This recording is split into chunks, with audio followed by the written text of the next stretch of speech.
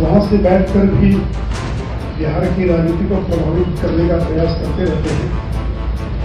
Ticket बंटवारे से लेकर जो भी गठबंधन हुआ उसमें हॉस्पिटल से बैठकर ही उन्होंने सारी चीजों का संचालन किया। लेकिन लालू प्रसाद एक ऐसे शख्स हैं जो अपने स्वार्थ के लिए किसी का भी पांव पकड़ने में भी नहीं चुका। उनके लिए कोई डूज एंड डोंट्स नहीं है। अगर अपना काम निकाला तो किसी को भी दरवाजे पर जा सकते हैं, किसी का भी पांव पकड़ सकते हैं, कहीं भी गिड़गिड़ा सकते हैं। जबकि वो सार्वजनिक वहां से बैठकर भी बिहार की राजनीति को प्रभावित करने का प्रयास करते रहते हैं। टिकट बंटवारे से लेकर जो भी गठबंधन हुआ उसमें हॉस्पिटल से बैठकर ही उन्होंने सारी चीजों का संचालन किया। लेकिन लालू प्रसाद एक ऐसे शख्स हैं जो अपने स्वार्थ के लिए किसी का भी पांव पकड़ने में भी नहीं चुकाते। उनके लिए कोई डूज एंड डोंट्स नहीं है। अगर अपना काम निकाला तो किसी को भी दरवाजे पर जा सकते हैं, किसी का भी पांव पकड़ सकते हैं, कहीं भी गिड़गिड़ा सकते हैं। बिहार के राजनीति और चुनाव दोनों के जो संबंध बा वो बड़ा अजीब दिशा में जा रहा बा। कुछ दिन पहले तक लालू प्रसाद जेल में रह करके बिहार के राजनीति में पूरी तरह से ट्रेंड करते रहे, लेकिन अब स्थिति ओकरा जस्ट उल्टा हो गई बा।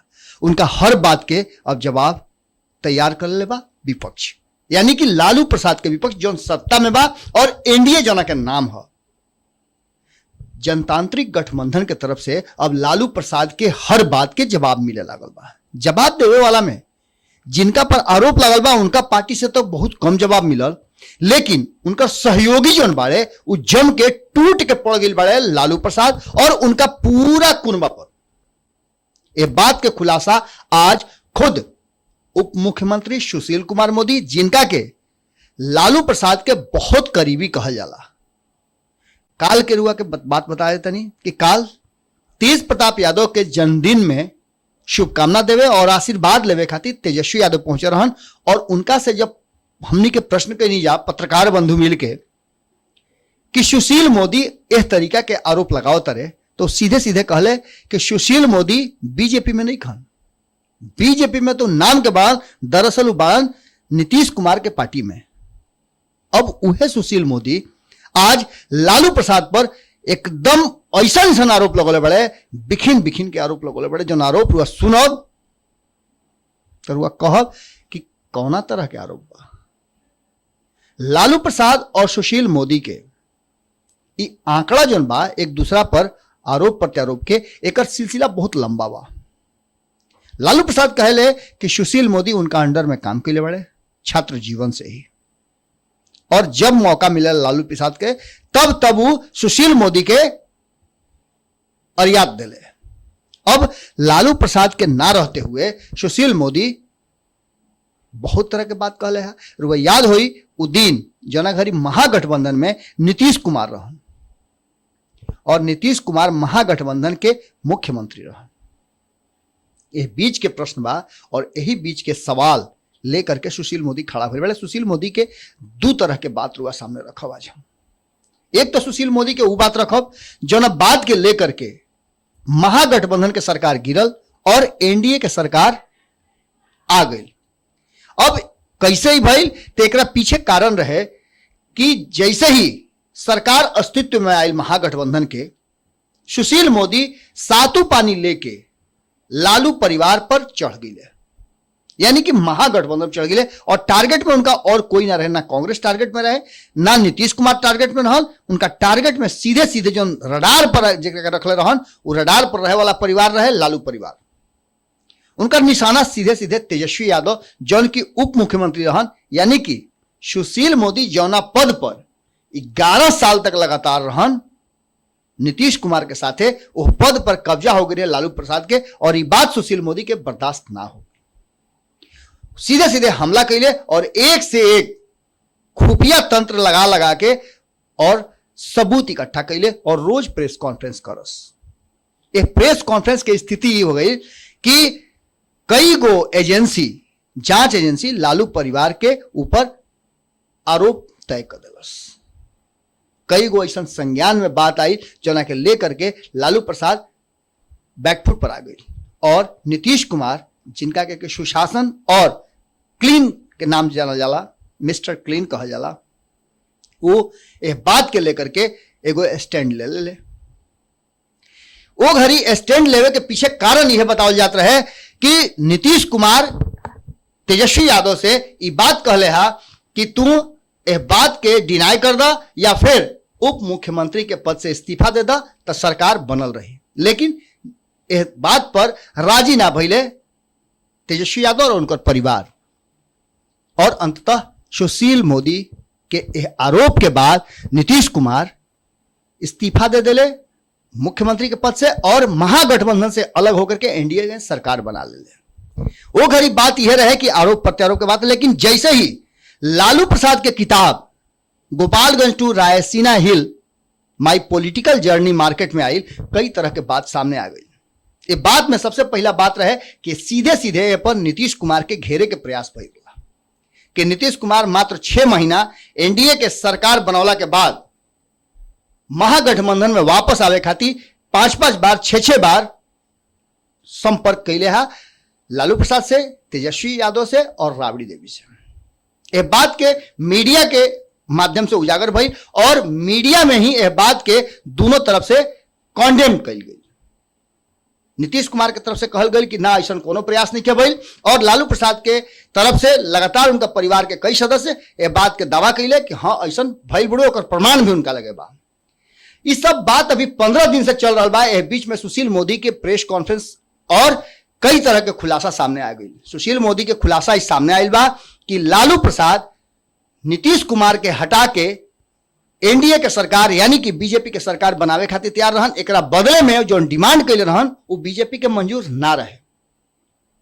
सुशील मोदी के कहना बा कि अरुण जेटली से लालू प्रसाद और प्रेम गुप्ता जाके मिले रहे लोग और नीतीश कुमार के पदच्युत करके, यानी कि महागठबंधन के मुख्यमंत्री रहन नीतीश कुमार उनका के हटा के और लालू प्रसाद बीजेपी के सरकार बनावे खातिर तैयार रहन। ये बहुत बड़ा आरोप बा और बहुत बड़ा खुलासा बा। एक खुलासा के लोकसभा चुनाव में का असर पड़ी ये तो बाद में देखल जाई, लेकिन गोपालगंज टू रायसीना हिल्स के बाद ये आइल जौन सामने सुशील मोदी के खुलासा बा, ये एगो नया राजनीतिक जोड़ घटाव गुना भाग के शुरुआत कर दिलस। जहां एक तरफ चर्चा रहा नीतीश कुमार के ऊपर आरोप प्रत्यारोप के, ओजे अब इस सीधा लालू प्रसाद और उनका परिवार पर सुशील मोदी मोड़ दिले बड़े। यह मोड़ला के बाद देखे वाला बात हुई कि एनडीए के तरफ से जौन आरोप लागल बा, सुशील मोदी जौन आरोप लगौले बड़े, ओकरा से कितना राहत नीतीश कुमार के मिलता और कितना दिक्कत में महागठबंधन और लालू परिवार आवत रुए। लालू परिवार एकरा के कैसे डिनाई करता, एकरा पर का वक्तव्य देता, इहो रोलो के सुनाई। लेकिन तत्काल सुशील मोदी एक बार फिर 12-13 महीना के बाद, 14 महीना के बाद फिर से लालू परिवार और नीतीश कुमार के लड़ाई जो झगड़ा रहल हा वो अपना ऊपर ले बाड़े और नीतीश कुमार के पक्ष में एक बार फिर से सुशील कुमार मोदी खड़ा बाड़े। ये बात तब सामने आयल बा जब काल सुशील मोदी पर जम के गंभीर आरोप लगौले हा तेजस्वी यादव अपना भाई के साथ, यानी कि कृष्ण और अर्जुन के जो जोड़ी कहला लोग, तेज तेजस्वी के जोड़ी, उनका के जन्मदिन के अवसर पर जब पत्रकार लोग से बात करते रहन तो बड़ा आरोप लगौले रहन कि सुशील मोदी बीजेपी में ना रह करके बाड़न नीतीश कुमार के साथ और उप मुख्यमंत्री और सत्ता में बनल रहे खातिर वो कुछ भी कर सकेले। वो बीजेपी के धोखा दे रहा बाड़न और नीतीश कुमार के साथे बाड़न। ये बात बाद में पता चली और यह बात पर तपाकी जवाब आयल बा 24 घंटा के अंदर में। सुशील मोदी के इस जवाब के बाद देखे वाला बात हुई कि बिहार के राजनीति कौना दिशा में जा रहा बा। जुड़ा रही सब न्यूज बिहार और भारत लाइव के साथ। हर खबर से हमनी के रुआलो के रूबरू रखब जा और एक साथे साथे एगो निहोरा जरूर करब कि देखी और भारत लाइव रुआलो के सबसे प्रिय चैनल बा। साँच दिखाई ले जा, साँच सुनाई ले जा और साँचे खाती हमनी के जी ले जा। सब्सक्राइब करे वाला काम जारी रहे। सब्सक्राइब करे के बटन है देबा, सब्सक्राइब करी सबे और संगे संगे घंटी दबा दे। घंटी दबाते सब खबर वालों के फ्री में, मुफ्त में, सेतिया में रुआलों के भीरी पहुंच जाई। जैसे ही मोबाइल खोलब वैसे ही रुआलों के सारा खबर मिल जाए। वहां से बैठकर भी बिहार की राजनीति को प्रभावित करने का प्रयास करते रहते हैं। टिकट बंटवारे से लेकर जो भी गठबंधन हुआ उसमें हॉस्पिटल से बैठकर ही उन्होंने सारी चीजों का संचालन किया। लेकिन लालू प्रसाद एक ऐसे शख्स हैं जो अपने स्वार्थ के लिए किसी का भी पांव पकड़ने में भी नहीं हिचकिचाते। उनके लिए कोई डूज एंड डोंट्स नहीं है। अगर अपना काम निकालना तो वो किसी के भी दरवाजे पर जा सकते हैं, किसी का भी पांव पकड़ सकते हैं, कहीं भी गिड़गिड़ा सकते हैं। जबकि वो सार्वजनिक तौर पर बीजेपी और आरएसएस के बारे में रोज विश्व भ्रमण करते हैं, गालियां देते हैं। लेकिन अगर जरूरत पड़ जाए उनका सहयोग लेने से कभी उन्होंने परहेज नहीं किया।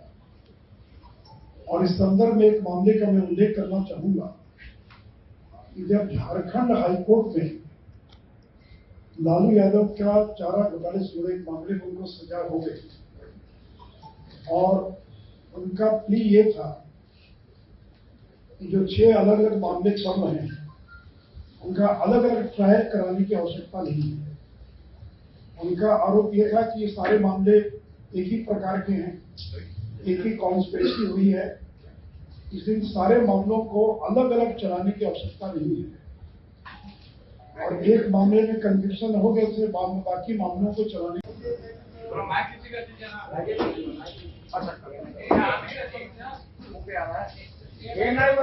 नमस्कार साथियों, आज की प्रेस वार्ता में आप सभी का स्वागत है। आज हमारे बिहार के मित्रों, चुनाव लालू यादव क्या चीज है उसका ये जीता जागता उदाहरण है कि प्रेम चंद्र गुप्ता और स्वयं अरुण जेटली से मिलकर अपने मुकदमे को कमजोर करवाने के लिए, जो कि आपको मालूम कि 27 साल की सजा हुई लालू को, अभी 4 मामलों में सजा हुई।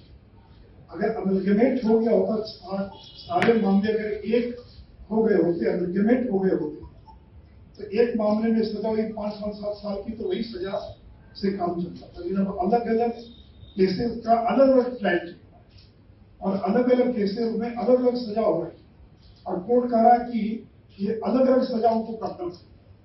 तो कुल मिलाकर आज की तिथि में उनको 27 साल की सजा है।